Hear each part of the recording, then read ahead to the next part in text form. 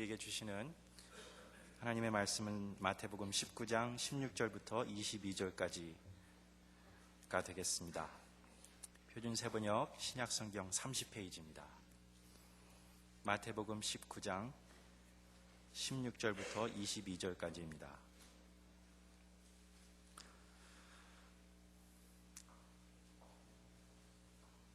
그런데 한 사람이 예수께 다가와서 물었다. 선생님, 내가 영원한 생명을 얻으려면 무슨 선한 일을 해야 합니까? 예수께서 그에게 말씀하셨다. 어찌하여 너는 나에게 선한 일을 묻느냐? 선한 분은 한 분이다. 네가 생명에 들어가기를 원하면 계명들을 지켜라. 그가 예수께 물었다. 어느 계명들을 지켜야 합니까? 예수께서 대답하셨다. 살인하지 말아라. 간음하지 말아라. 도둑질하지 말아라. 거짓 증언을 하지 말아라. 아버지와 어머니를 공경하여라. 그리고 내 이웃을 내 몸과 같이 사랑하여라. 그 젊은이가 예수께 말하였다. 나는 이 모든 것을 다 지켰습니다. 아직도 무엇이 부족합니까? 예수께서 그에게 말씀하셨다. 네가 완전한 사람이 되려고 하면 가서 내 소유를 팔아서 가난한 사람에게 주어라. 그리하면 네가 하늘에서 보화를 차지하게 될 것이다. 그리고 와서 나를 따라라. 그러나 그 젊은이는 이 말씀을 듣고 근심을 하면서 떠나갔다. 그에게는 재산이 많았기 때문이다. 하나님의 말씀입니다. 아멘.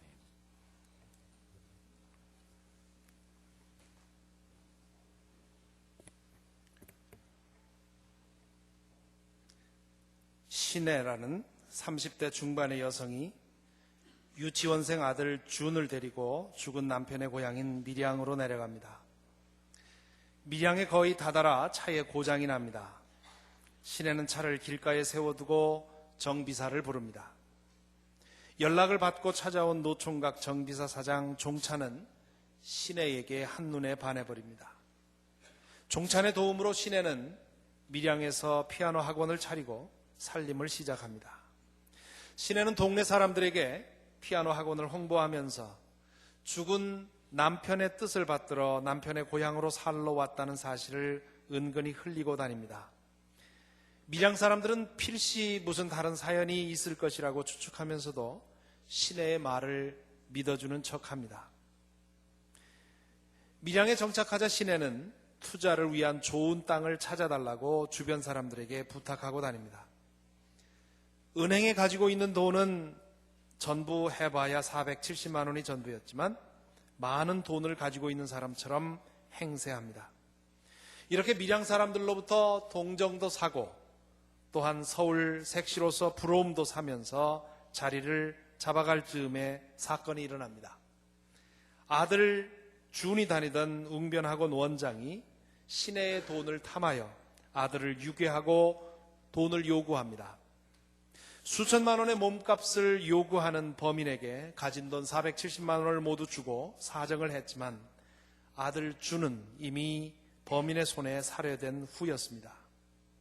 신혜는 삶의 유일한 이유를 잃어버린 듯 주체할 수 없는 슬픔에 빠져듭니다. 아들의 사망 신고를 하러 갔다가 휘청거리며 동사무소를 나오던 신혜는 상처받은 영혼을 위하여라는 부흥회 현수막을 보게 됩니다. 이미 약국 주인 김 집사로부터 부흥회 참석 권고를 들은 신혜는 조심스럽게 그 집회로 향합니다. 집회가 끝나고 다 함께 기도하는 중 신혜는 끓어오르는 슬픔을 내어놓고 대성통곡을 합니다. 부흥 강사는 신혜에게 다가와 그의 머리에 손을 얹고 안수기도를 해줍니다. 신기하게도 통곡은 가라앉고 신혜의 마음은 잠시 평화를 얻습니다. 그 다음 날부터 그는 교회를 다니면서 자신이 받은 은혜에 대해 간증하기 시작합니다. 교회 안에서 믿음이 좋은 사람으로 점차 인정을 받아갈 즈음 신혜는 모두를 놀라게 하는 아주 놀라운 결정을 내립니다. 감옥에 갇혀있는 범인, 자신의 유일한 희망줄을 끊어버린 박도섭을 찾아가 용서하겠다는 뜻을 보인 것입니다. 교인들도 말리고 담임 목사도 말리고 그림자처럼 그를 지키고 있던 종찬도 말리지만 신혜는 고집을 부리고 감옥으로 향합니다. 사람들은 모두 신혜의 믿음과 용기에 우려하면서도 감탄을 합니다. 그러나 감옥에서 뜻밖의 반전이 일어납니다. 아들을 죽인 범인을 마주한 시내가 긴장되고 굳은 표정을 가까스로 누그러뜨리고 하나님의 사랑으로 당신을 용서하러 왔다고 말하자 범인 박도섭은 자신도 이미 하나님을 만났고 하나님으로부터 그동안 지은 모든 죄를 용서받았다고 답합니다. 시내는 갑작스러운 반전에 어쩔 줄을 몰라 합니다. 시내는 면회를 끝내고 교도소 마당으로 나오다가 그만 기절해 버립니다. 그 이후로 시내는 하나님과의 투쟁을 시작합니다. 하나님께 대한 시내의 분노는 자신의 용서의 권리를 빼앗아갔다는 사실에서 왔습니다. 자신은 초인적인 용기를 내어 용서하러 갔는데 하나님이 그 기회를 박탈했다는 것입니다. 시내는 이 사실에 대해 미칠 듯이 저항합니다. 영화 후반으로 가면 증오의 눈빛으로 하늘을 응시하는 장면이 여러 번 나옵니다. 야훼 부흥회를 방해하고 나오면서 시내는 고소하다는 듯이 하늘을 응시합니다. 약국 주인 강 장로를 유혹할 때도 하늘을 응시합니다. 차 안에서 유혹하던 시내는 강 장로를 밖으로 인도해냅니다. 하늘에서 훤히 내려다 보이는 들판에서 강 장로가 유혹에 이끌려 시내를 안고 눕자 시내는 하늘을 향해 이렇게 말합니다. 보여? 잘 보이냐고. 보란듯이 뻘건 대낮에 하나님의 사람 강 장로가 타락하는 모습을 보여줌으로써 하나님께 복수하려는 것이었습니다. 하지만 강 장로는 하나님께서 보고 계시는 것만 같다면서 끝내 시내의 유혹을 거부합니다. 마침내 시내는 하나님께 대한 최후의 복수로서 자살을 시도합니다. 팔목에 혈관을 자른 후 터질 듯한 고통을 겪으면서 시내는 하늘을 응시하면서 보여? 라고 또 말을 합니다. 하지만 그는 끝까지 견디지 못하고 밖으로 나와 지나가는 사람들에게 눈물로 살려달라고 애걸합니다. 병원에 실려간 시내는 상처와 함께 정신치료를 받습니다. 치료를 다 끝내고 퇴원하여 머리를 손질하러 간 미용실에서 시내는 범인 박도섭의 딸과 마주칩니다. 원수의 딸에게 머리카락 손질을 맡기게 된 운명의 장난을 시내는 참지 못하고 박차고 나옵니다. 이때 그는 또다시 하늘을 응시합니다.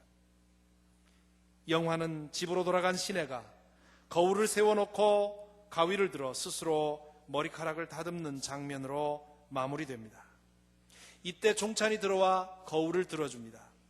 시내는 종찬이 들어준 거울을 보고 머리카락을 다듬고 그 잘린 머리카락은 밀양의 따뜻한 햇볕이 내려 쪼이는 구석으로 날아갑니다. 이렇게 영화는 끝이 납니다. 저는 영화 밀양에 대한 이 4회 연속 설교를 시작하는 오늘 첫 시간 시내라는 인물에 주목하려 합니다. 시내는 자신의 현실을 외면하고 자신이 만든 각본에 따라 자신이 감독이 되고 자신이 주인공이 된 연극을 살고 있었습니다. 그가 현실의 생을 살고 있었다기보다는 자신이 스스로 만든 연극 속에서 살고 있었다는 사실은 이 이야기의 흐름 속에서 아주 분명하게 드러납니다. 사고로 죽은 남편이 죽기 전에 다른 여자와 바람을 피우고 있다는 사실이 사고 후에 드러났습니다. 정상적인 사람이라면 남편에게 대한 배신감을 느끼고 남편과 관계된 모든 것이 진절머리 나도록 싫었어야 했습니다. 그러나 시내는 그 모든 사실을 부정하고 남편이 자신과 자신의 아들만을 사랑하다 갔다고 스스로를 속이고 다른 사람도 속이려 합니다. 친정 부모의 반대를 무릅쓰고 남편의 고향 밀양으로 내려온 것도 그런 까닭이었고 동네 사람들에게 은근히 열려 혹은 현모양처인 것처럼 흘리고 다니는 것도 연극의 일부였습니다. 뿐만 아닙니다. 그는 돈 많은 사람처럼 행세하고 다녔습니다. 은행에 470만 원밖에 없었으면서 실제로 땅을 살 것처럼 찾아다니고 계약 직전까지 밀고 가기도 합니다. 사람들에게 인정받으려면 있어 보여야 했고 있어 보이려면 그렇게 믿게 하려면 끝까지 밀고 가야 했습니다. 엄밀하게 말하면 시내의 연극이 아들 준의 생명을 앗아간 것입니다. 그의 연극이 도에 지나쳤던 것입니다. 하지만 시내는 아들의 죽음의 이유를 두고 하나님께 따져 묻습니다. 하나님이 사랑의 하나님이라면 왜 자기 아들이 죽도록 내버려 두었느냐고 질문합니다. 세상에 하나님처럼 억울한 분도 없을 것입니다. 사람들은 너나 할 것 없이 어려움에 닥치면 하나님께 그 원인을 돌리기 때문입니다. 실은 자신이 만들어 놓은 올무에 자신이 걸려든 것인데도 말입니다. 시내가 있어 보이기 위해서 연극을 하지 않았더라면 준에게는 아무 일도 일어나지 않았을 것입니다. 이 즈음에서 그는 아들의 죽음을 애도하면서 연극을 끝냈어야 합니다. 그런데 그 이후에 시내의 연극은 한층 더 심각해집니다. 그는 그 연극의 신앙을 끌어들입니다.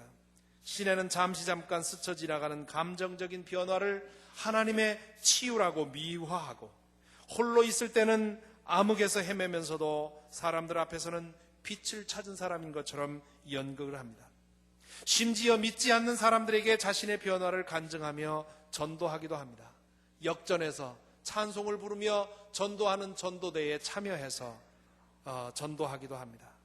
교회 사람들은 그의 연극에 매료되어 갑니다.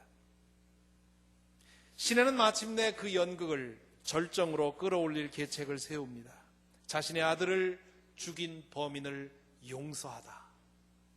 이 얼마나 대단한 일입니까? 신문에 날 일이고 다큐멘터리에 다룰 만한 일입니다. 시내는 그 믿음의 이적에 도전합니다. 듣는 사람들마다 놀라며 말립니다만 시내는 굳이 감옥에까지 찾아가서 박도섭을 대면하고 용서한다는 말을 하겠다고 고집을 부립니다.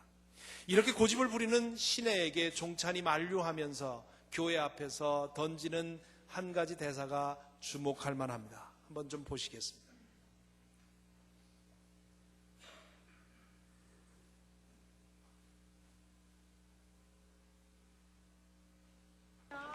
잘 갔다 와있어. 기도할게. 예, 고맙습니다. 잘 다녀올게요.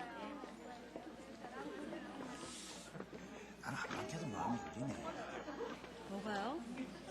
마음으로 용서하면 됐다 아닙니까? 근데 교도소 면회까지 가가 용서한다는 말까지 하고 그럴 필요까지 있나 이거지. 뭐 신혜 씨가 성자도 아니고. 왜요? 데려다주기 싫으세요? 그게 아니고 얘. 아니 나야 신혜 씨하고 가면서 드라이브 가고 좀 지내 좋은데. 반대로 가는 거 아니에요. 오집사님이랑 박명숙 씨도 같이 가요. 그래 얘. 어쩌실래요? 가실 거예요, 말 거예요? 가입시다. 나야 신혜 씨. 빨리 가요!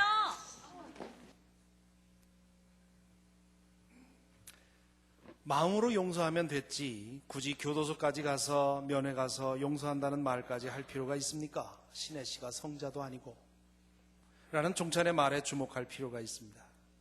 신혜의 숨겨진 의도가 이 말에 드러나 있습니다. 신혜는 열부에서 현모양처에서 믿음 좋은 여인으로 그리고는 마침내 성녀로의 연극에 도전하고 있는 셈입니다. 그에게는 박도섭을 용서할 마음의 준비가 전혀 되어 있지 않습니다. 그의 마음에는 여전히 그에 대한 증오심이 불타고 있었습니다. 신혜가 기대한 것은 박도섭이 참혹한 모습으로 자신 앞에 나타나 용서한다는 자신의 말에 눈물 콧물로 감사하는 것이었습니다. 알고 보면 신혜는 그렇게 하여 통쾌한 복수를 하고 싶었던 것입니다. 그것은 실은 은밀한 복수극이지만 사람들로부터는 성녀로 인정받을 수 있는 기가 막힌 연극이었습니다. 그런데 전혀 예기치 않은 일이 일어납니다. 이 장면은 이 영화에서 가장 중요한 장면입니다. 칸느 영화제에서 여우주연상을 받은 여주인공의 탁월한 표정 연기가 이 장면에서 빛이 납니다. 이 장면을 한번 같이 보시겠습니다.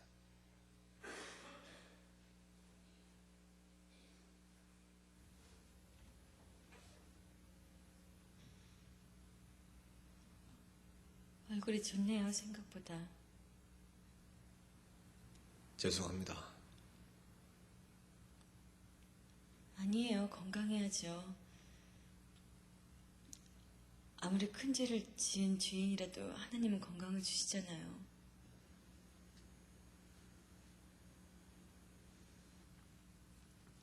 꽃 오다가 길가에 핀 걸 꺾어왔어요. 이 안에선 꽃 보기 힘들잖아요. 예쁘죠? 이 예쁜 꽃도 하나님이 우리에게 주신 선물이에요. 내가 오늘 여기 찾아온 건요, 하나님의 은혜와 사랑을 전해주러 왔어요. 나도 전에는 몰랐어요. 하나님이 계시다는 것도 절대 안 믿었어요. 내 눈에 안 보이니까 안 믿었죠. 그런데 우리 준이 때문에 하나님의 사랑을 알고 비로소 마음의 평화를 얻고 새 생명을 얻었어요. 그분의 사랑과 은혜를 느낄 수 있다는 게 얼마나 감사하고 행복한지 몰라요. 그래서 내가 여기까지 찾아온 거예요. 그분의 사랑을 전하기 위해서요. 고맙습니다. 정말 고맙습니다. 준이 어머니한테 우리 하나님 아버지 이야기를 듣게 되니 참말로 감사합니다. 저도 믿음을 가지게 되었거든요. 요 교도소에 들어온 뒤로 하나님을 가슴에 받아들이게 됐습니다. 하나님이 이 죄 많은 인간한테 찾아와 주신 거지. 그래요? 하나님을 알게 됐다니 다행이네요. 예, 얼마나 감사한 일입니까? 하나님이 이 죄 많은 놈한테 손 내밀어 주시고 그 앞에 엎드리가 지은 죄를 회개하도록 하고 제 죄를 용서해 주셨습니다. 하나님이 죄를 용서해 주셨다고요? 눈물로 회개하고 용서받았습니다. 그러고 나서부터 마음의 평화를 얻었습니다. 아침에 일어나자마자 기도하고 하루하루가 얼마나 감사한지 모릅니다. 하나님한테 회개하고 용서받으니 이래 편합니다, 내 마음이. 요새는 기도로 눈 뜨고 기도로 눈 감습니다. 주의 어머니를 위해서도 항상 기도합니다. 죽을 때까지 할 겁니다. 그런데 앉아 이래 직접 만나고 보니 하나님이 역시 제 기도를 들어주시는 것 같습니다. 솔직히 난 걱정 좀 했었는데 잘 됐습니다. 처음에 딱 들어오는데 얼굴이 훤하게 너무 얼굴이 좋아 보이는 거라요. 야, 교도소 들어앉은 죄인 치고는 얼굴이 너무 좋아 보인다. 난 속으로 그렇게 생각했는데 알고 보니 그 친구도 하나님을 믿게 됐답니다. 하나님 믿고 구원받으면서 그리 마음이 편해졌다는 거라요. 그러고 나서는 뭐 하나님 얘기만 한 거죠, 서로. 그 친구 얼굴 좋대. 하나님 힘이 무섭대. 그럼 하나님 힘이 무섭지. 그럴 줄 알아서 우리 같이 신혜 어디 가요? 여기 참다.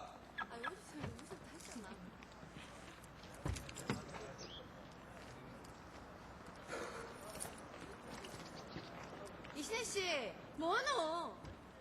우리 먼저 간다.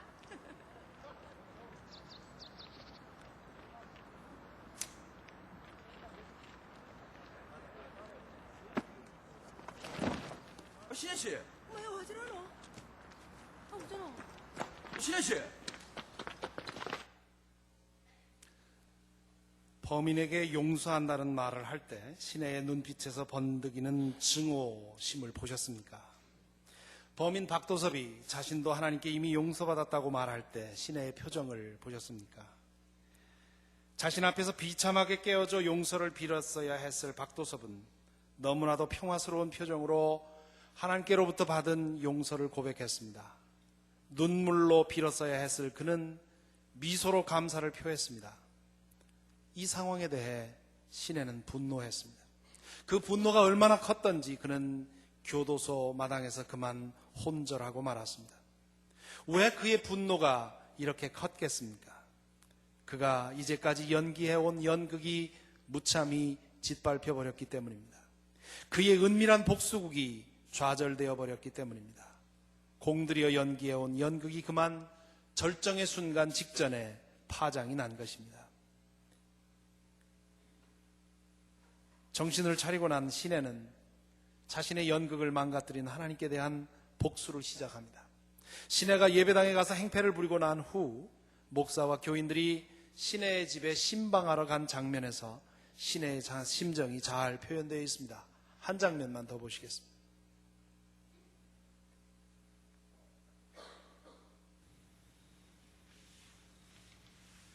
분위기가 참 무겁네요.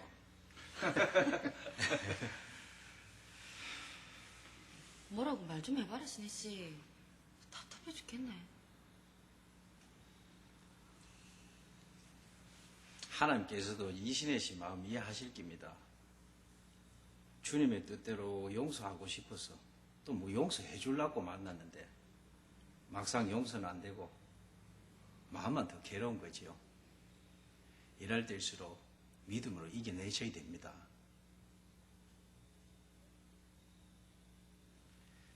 우리 이신혜 씨를 위해 함께 기도합시다. 기도 속에서 해답을 찾고 하나님의 음성을 들을 수 있습니다. 자, 다 같이 기도하겠습니다. 사랑의 하나님 감사합니다. 아버지 하나님, 여기 내 원수를 사랑하고 용서하라는 주님의 말씀대로 살려고 했으나 아버지, 마음의 상처를 이기지 못해 괴로워하는 어린 양이 있습니다.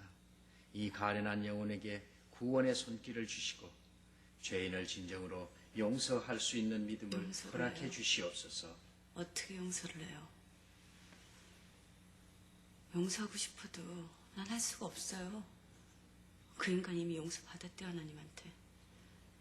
그래서 마음의 평화를 얻었대요. 아이고, 와 이라노. 목사님 기도 중에. 그래, 하나님이 용서하셨으니까네 이 선생도 용서해야지. 이미 용서를 얻었는데 내가 어떻게 다시 용서를 해요? 내가 그 인간을 용서하기도 전에 어떻게 하나님이 먼저 용서할 수 있어요? 아니, 이렇게 괴로운데 그 인간은 하나님의 사랑으로 용서받고 구원받았어요. 어떻게 그러실 수 있어요? 왜? 왜?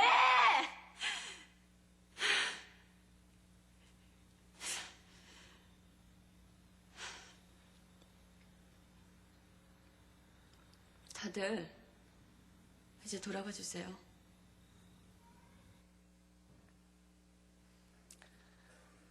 시내는 야훼 부흥회를 방해하는 것으로, 강장로를 유혹하는 것으로, 철야 기도회를 방해하는 것으로, 그리고 마침내 자신의 생명을 끊는 것으로 하나님께 대한 복수를 시도합니다. 하지만 그 복수조차도 마음대로 되지 않습니다. 하나님 때문에 강장로를 유혹하는 일에 실패합니다. 자살함으로 보기 좋게 복수하려 했지만 끝까지 고통을 견딜 용기도 그에게는 없었습니다.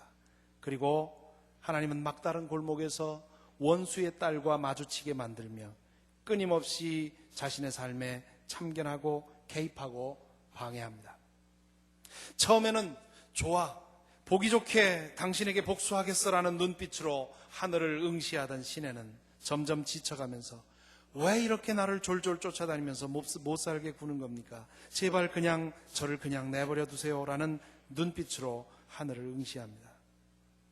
이렇게 한편으로는 하나님과의 투쟁에서 점점 지쳐가면서 시내는 점차 일상으로 돌아갑니다. 꾸며진 연극 무대에서 내려와 있는 그대로 자신의 현실을 받아들이기 시작합니다. 시내가 현실을 받아들이기 시작했다는 사실을 암시하는 장면이 후반에 몇 개가 나오는데 그중 하나가 머리를 자르다 말고 미장원을 뛰쳐나온 후 길거리에서 옷가게 주인을 만나는 장면입니다. 옷가게 주인은 정신병원에서 치료를 받고 퇴원한 시내를 반갑게 맞으면서 이런저런 얘기를 하다가 갑자기 자르다 만 머리를 보고 아니 머리가 이게 뭐야? 라고 묻습니다. 시내가 미장원에 가서 머리를 자르려고 했는데 머리 자르는 것이 마음에 안 들어서 중간에 나와버렸어요 라고 대답하자 그 가게 주인이 갑자기 미쳤는가 봅다 라고 말합니다. 이 말 끝에 여주인은 깜짝 놀라 자신의 입을 틀어막습니다. 시내가 진짜로 미쳤었기 때문에 그렇습니다. 말 실수를 깨닫고 어쩔 줄을 몰라 하는 가게 주인에게 시내는 멋쩍은 웃음으로 응수하다가 잠시 후에는 함께 박장대소를 합니다. 자신이 미쳤었다는 사실을 이제는 인정한 것입니다. 이 영화에서 하나님은 시내의 연극을 방해하는 분으로 나타납니다. 하나님께서 시내의 아들 준의 살해를 계획한 것은 아닙니다만 이 비극 안에 담겨진 어떤 신비로운 뜻이 있다면 그것은 다름 아니라 연극을 멈추고 현실을 보라는 것입니다. 시내는 불행하게도 남편의 죽음을 통해서도 그리고 아들의 죽음을 통해서도 현실을 보기를 거부했습니다.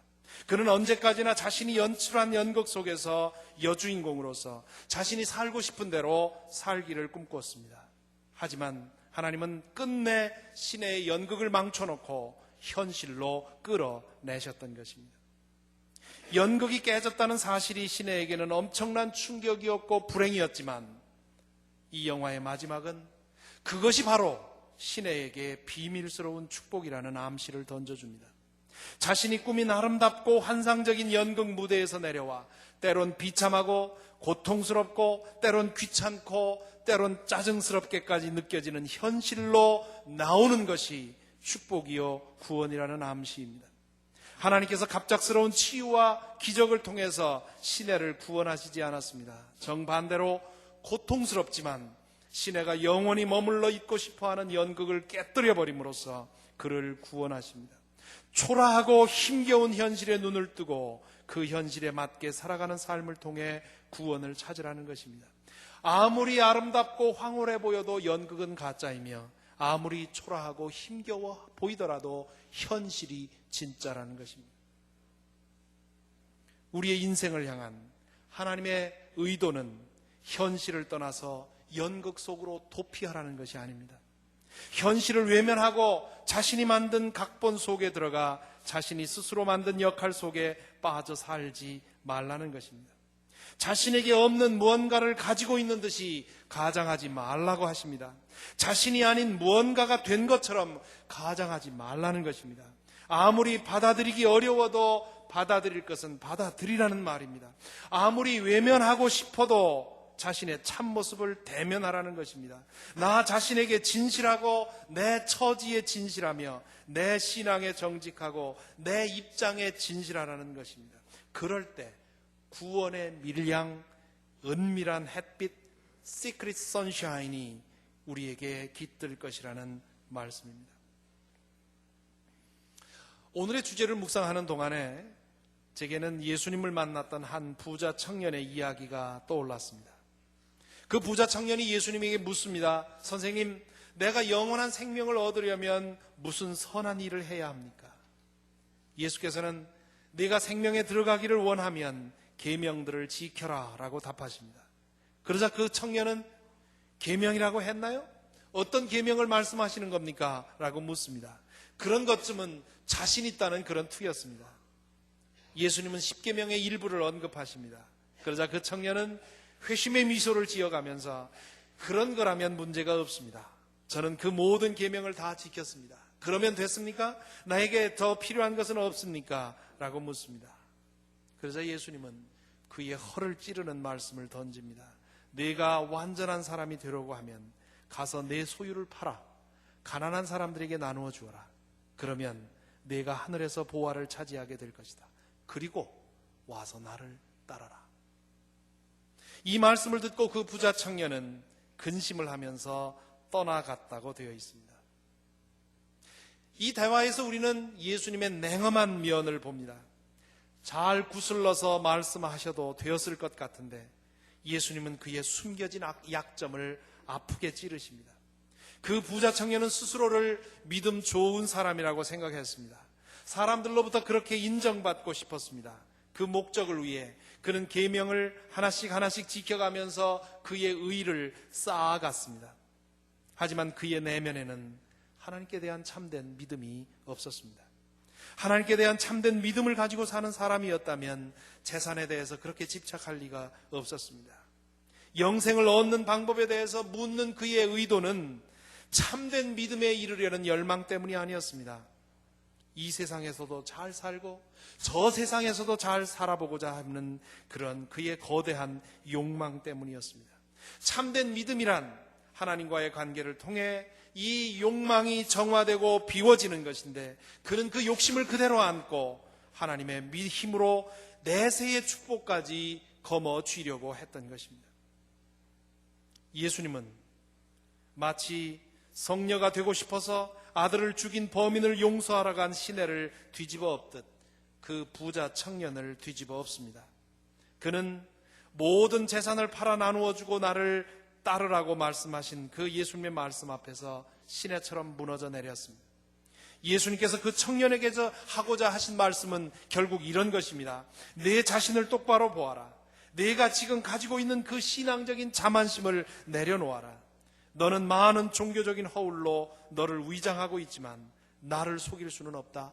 너는 가짜다. 내 가면을 벗어라.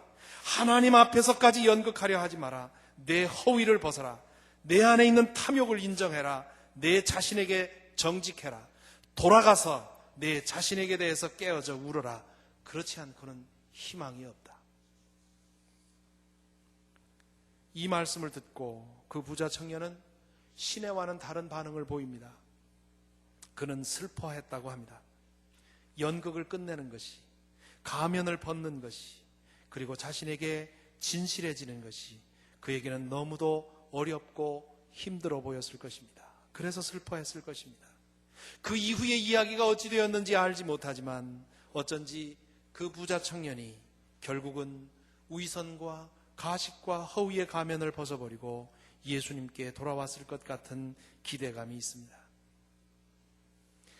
신약과 구약에 있는 이야기들을 읽어보면 진정한 하나님 체험은 항상 자기 자신에 대해 새로운 눈을 뜨는 것으로 시작합니다. 인간이 참된 하나님을 만났을 때 어김없이 일어나는 최초의 사건은 자신의 현실을 깨닫고 자기 자신의 참된 모습을 깨닫고 절망하며 통곡하는 사건입니다. 지난 2000년 동안 기독교회 안에서 일어난 회심의 이야기들이 한 목소리로 증언하는 바도 마찬가지입니다. 하나님을 참되게 만난 사람은 현실의 눈을 뜨고 현실을 대면하고 그리고 현실에 좌절합니다. 그것이 구원의 출발점입니다. 이 말을 뒤집으면 하나님을 믿지 않는 사람은 현실을 외면하고 자신이 연출한 연극 속에서 살 가능성이 더 많아진다는 사실입니다. 믿음을 가졌다고는 하나 여전히 허위와 가식과 위장 속에서 살아가고 있다면 그 사람은 참된 하나님을 믿는 것이 아니라 자신이 만든 우상을 섬기고 있다는 뜻이 됩니다. 불신앙이란 자기 자신에 대해서 속고 사는 것을 뜻하고, 거짓된 신앙이란 종교적인 허울로 자신을 치장하는 것을 뜻하며, 참된 신앙이란 자신에 대해서 눈을 뜨고 연극을 멈추고 진실하게 살아가는 것을 뜻합니다. 참되신 하나님은 우리에게 충격이 되고 비통한 아픔이 되더라도 우리의 눈을 뜨게 하셔서 참된 현실을 직면하게 해주십니다. 그때 인생은 제기를 찾습니다. 사랑하는 성도 여러분, 여러분은 어떠십니까? 혹시 텅 빈 무대에서 아직도 홀로 연극을 지속하고 계신 분은 없으십니까? 홀로 만든 세계 속에서 홀로 주인공이 되어 공주처럼 혹은 왕비처럼, 왕자처럼 혹은 왕처럼 우스꽝스러운 삶을 살고 계신 분은 없습니까? 이 연극을 유지하기 위해서 가장 가까운 가족들에게조차도 끊임없는 거짓말로 속이며 살아가고 있는 것은 아닙니까? 하나님께서 주시는 은혜를 힘입어 그 연극을 끝낼 수 있기를 기도합니다. 고집스럽게 홀로의 연극을 지속하게 되면 시내와 같이 고통스러운 과정을 겪어야 할지 걱정스럽습니다. 하나님에 의해 연극이 파장나기 전 먼저 스스로 하나님을 찾아 나아가 자신의 모습을 정직하게 보고 현실을 대면하여 연극이 아니라 참된 인생을 살아갈 수 있게 되기를 기도합니다. 혹시 믿는다고 하지만, 잘 믿는다는 허울은 있지만 사람들이 알지 못하는 내면의 어둠을 가지고 있지 않습니까? 혹시 시내처럼 신앙의 힘으로 자신의 연극을 더 멋지게 꾸며보려는 분은 없습니까? 교회를 자신의 연극 무대로 만들고 있는 분은 없습니까? 혹시 하나님 앞에서 기도할 때조차도 진실할 수 없을 만큼 거짓과 가식으로 속속들이 오염되어 있는 것은 아닙니까? 명심할 것이 있습니다. 우리 인간을 가장 진실하게 만드는 것이 신앙의 힘이지만, 그러나 이 신앙이 잘못되면 우리 인생을 가장 허위로 치장할 수 있는 것이 또한 신앙입니다. 오늘 마태복음 본문에서 본 부자 청년이 그런 상태에 있었습니다. 혹시나 예수님의 눈에 우리도 부자 청년과 같은 모습은 아닐런지요. 이 말씀을 마무리하면서 저는 두려워하는 마음을 가집니다. 이 모든 질문이 바로 저 자신에게 물어오는 성령의 음성처럼 들리기 때문에 두려움을 갖습니다. 그래서 더 두려워하는 것은 그런 생각을 가지면서도 마음 한편으로 나는 아닐 거야, 나는 지금 연극을 살고 있지 않아 라는 유혹의 음성이 들리기에 더욱 두렵습니다. 저에게도 벗어버려야 할 가면이 아직도 있고, 외면하지 말아야 할 현실이 아직도 있으며, 인정해야 할 허물이 있고, 거짓과 가식의 유혹이 있음을 부정할 수 없기 때문에 두렵습니다. 오직 두 손 모아 마음 다하고 뜻을 다하여 기도하는 것은, 오 주님, 저를 불쌍히 여겨 주옵소서. 이 어릿 광대짓으로부터 저를 구하여 주옵소서. 저를 참되게 하옵소서. 저를 진실되게 하옵소서 라고 기도할 따름입니다. 저뿐만 아니라 이 말씀을 듣는 모든 분들에게 이 같은 열망이 나누어지기를, 그리고 그런 지속적인 신앙의 길을 통해서 이 열망이 조금씩 우리에게 실현될 수 있기를 간절히 기원합니다. 기도하겠습니다. 오 주님, 저희를 불쌍히 여겨 주옵소서. 이 어릿 광대짓으로부터 저희를 구하여 주옵소서. 저희를 참되게 하옵소서. 진실되게 하옵소서. 연극이 아니라 인생을 살도록 저희를 구하여 주옵소서. 예수님의 이름으로 기도하옵나이다. 아멘.